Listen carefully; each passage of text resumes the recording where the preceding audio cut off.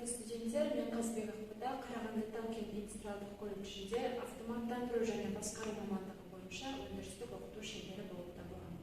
Бүгінгі біздің сабағымыздың тақырыбы кіріспе сабақ. Өндірістегі еңбекті қорғау және қауіпсіздік техникасы жүйесі туралы түсініп, қауіпсіздік еңбек жағдайларын жасаудағы еңбекті қорғаудың рөлі мен маңызы. Бақылау өлшеу аспаптары мен автоматика бойынша слесарі бұл өлшеу құралдары мен автоматиканы жөндеу, монтаждау, реттеу және сынау бойынша маман жұмыскер болып табылады. Бақылау өлшеу аспаптары және автоматика слесарі бойынша өнеркәсіптік әртүрлі салаларында кәсіпорындарда жұмыс жасайды. Бақылау өлшеу аспаптары және автоматика слесарінің міндеттері ол бақылау өлшеу аспаптары мен автоматика құралдарының жұмысын бақылау, екіншісі аспаптары жұмысының ақаулықтарын анықтау, және де үшіншісі ол автоматты құралдар, аппаратуралар, жүйелер мен агрегаттар және тағы басқа жөндеу, монтаждау, реттеу, баптау, іске қосу және сынауды жүзеге асыру болып табылады. Бақылау өлшеу аспаптары және автоматика слесарінің негізгі мақсаты ол технологиялық құрылғыларды автоматты бақылау жүйелерін жөндеу, іске қосу және реттеуді қамтамасыз ету. Бақылау өлшеу аспаптары және автоматика слесарінің жұмысы біршама айқын сипатта болады және ол ішкі тәртіп ережелері және еңбекті қорғау нормаларында анықталған. Аспаптар электрлі құрал-саймандарды, жабдықтарды техникалық пайдалану ережелерінде және басшылыққа алынатын нұсқау материалдарда. Және де еңбекті қорғаудың жалпы талаптары дегеніміз бұл бақылау өлшеу аспаптары және автоматика жөніндегі слесар жұмысына медициналық тексеруден, кіріспе нұсқамадан, бастапқы нұсқамадан, оқытудан, тағылымдамадан және жұмыс орнында қайталаудан, еңбекті қорғау талаптарын білуін тексеруден өткен, тарифтік біліктілік анықтамалығына сәйкес тиісті куәлігі және де тиісті біліктілігі бар 18 жасқа толған адам болып табылады.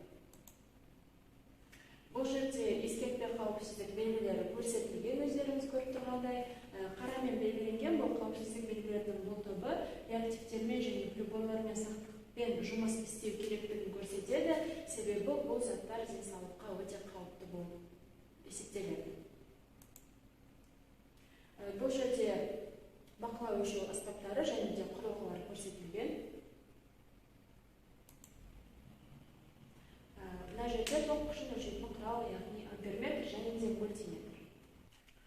Құрметті студенттер, бүгін бізде кіріспе сабақ болғандықтан мен сіздерге оқыту шеберханаларында және бақылау өлшеу аспаптарымен жұмыс жасау кезіндегі ескерілетін қауіпсіздік ережелерімен сіздерді бүгін таныстыратын боламын.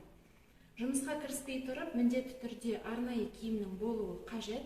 Ол арнайы киім мынадай костюмнан және дулыға, яғни бұл басты әртүрлі жарақаттардан қорғауға арналған арнайы бас киімнен және де жұмысқа арналған қолғаптан тұрады. Тоқ көзмен және электрмен жұмыс жасау кезінде қауіпсіздік ережелерін сақтауы міндетті болып табылады.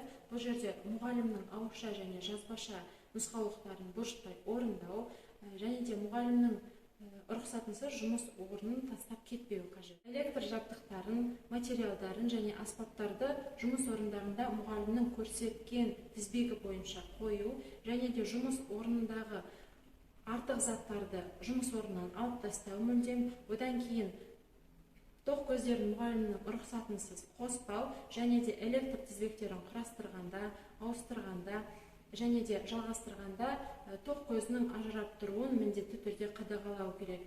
Өйткені тоқ көзі қосылып тұрған кезде ол абайсызда тоққа түсіп қалуы әбден мүмкін.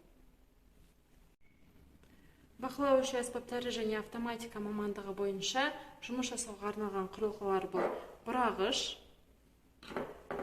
тістеуік, сызғыш, штанген циркуль, ұзындық өлшейтін таңбалы таспа, қолшам, үлкейткіш линзалар және мультиметрден тұрады. Сонымен бүгінгі біздің кіріспе сабағымыз өз мәресіне жетті. Зер салып тыңдағандарыңызға көптен көп рахмет. Сау болыңыздар.